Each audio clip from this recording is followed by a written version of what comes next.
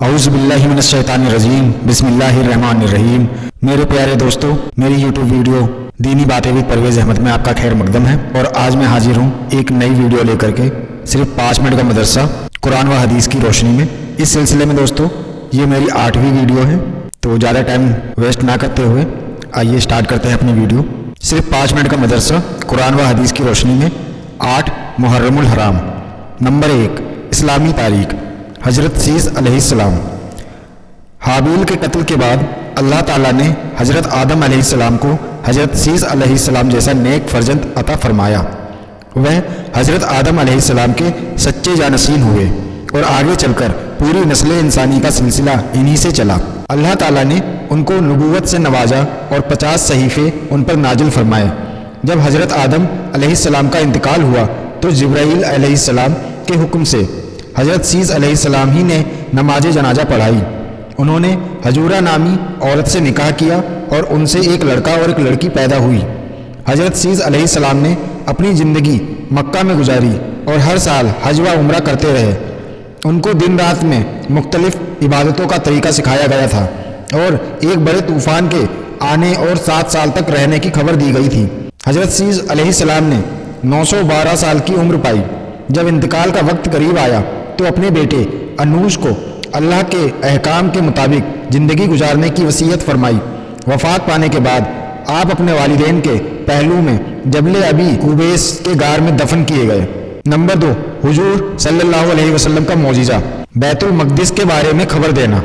جب رسول اللہ صلی اللہ علیہ وسلم معراج سے واپس آئے اور کفار مکہ کو بتایا کہ میں رات کو بیت المقدس گیا اور وہاں سے 7 آسمانوں پر گیا اور وہیں کی سیر کی، تو کفار نے اس کا انکار کر دیا اور بیت المقدس کے بارے میں سوال کرنے لگے۔ اللہ تعالیٰ نے اپنے رسول کے لیے بیت المقدس تک کے سارے پردے ہٹا دیے، یہاں تک کہ حضور صلی اللہ علیہ وسلم اس کی طرف دیکھتے جاتے اور اس کی نشانیاں بتلاتے جاتے۔ اس کا ذکر مسلم عن جابر بن عبداللہ میں آیا ہے۔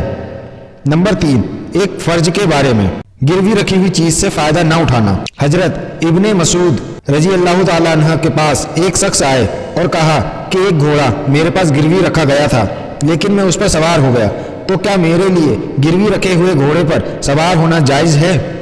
حضرت عبد بن مسعود رضی اللہ تعالیٰ نے فرمایا، اس گھوڑے سے تم نے جتنا فائدہ اٹھایا وہ سود ہے۔ اس کا ذکر کنز العمال میں آیا ہے۔ فائدہ، گروی رکھی ہوئی چیز سے فائدہ اٹھانا جائز نہیں، لہٰذا اس سے بچنا ضروری ہے۔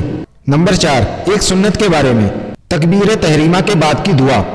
جب نماز کے لیے تکبیر تحریمہ اللہ اکبر کہہ کر ہاتھ باندھیں تو وہ یہ دعا پڑھیں، سبحانک اللہم و بحمدک و تبارک اسمک و تعالی جدک و لا الہ غیرک۔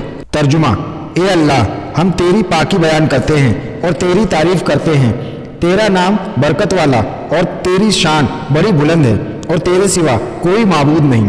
اس کا ذکر ابو داؤد عن عائشہ میں آیا ہے۔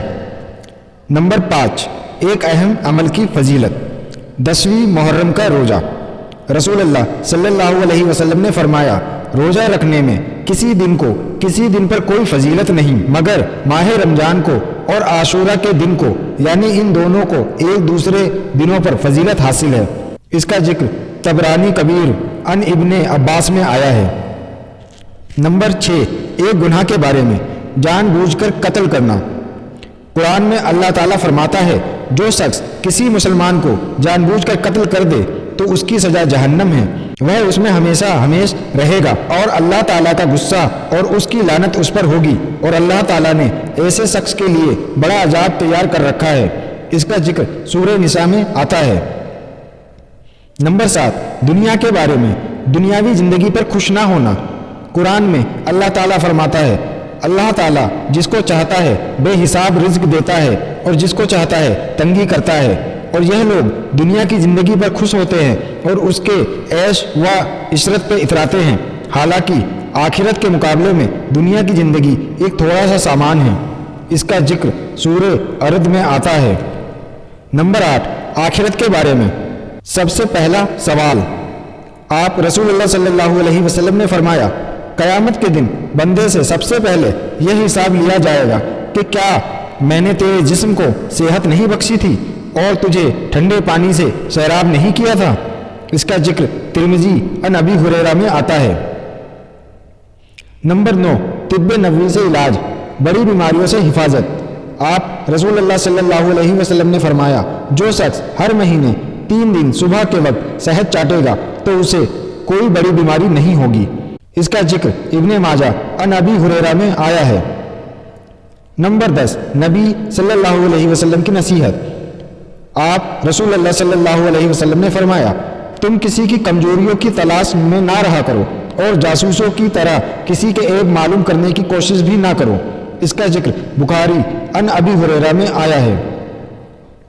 تو میرے پیارے محترم دوستو، امید کرتا ہوں کہ پہلے کی ویڈیوز کی طرح آپ کو یہ والی ویڈیو بھی پسند آ رہی ہے۔ اگر آپ کو یہ ویڈیو اچھی لگ رہی ہے تو پلیز اس کو لائک ضرور کر دیجیے گا، اور اگر آپ میرے چینل پہ نئے ہیں تو پلیز اسے سبسکرائب بھی ضرور کر لیجیے، تاکہ آئندہ آنے والے وقت میں آپ کو ایسی ہی ویڈیوز ملتی رہیں۔ اللہ تعالیٰ آپ کو اور ہمیں کہنے اور سننے سے زیادہ عمل کرنے کی توفیق عطا کرے۔ ملتے ہیں اگلی ویڈیو میں، تب تک کے لیے اللہ حافظ۔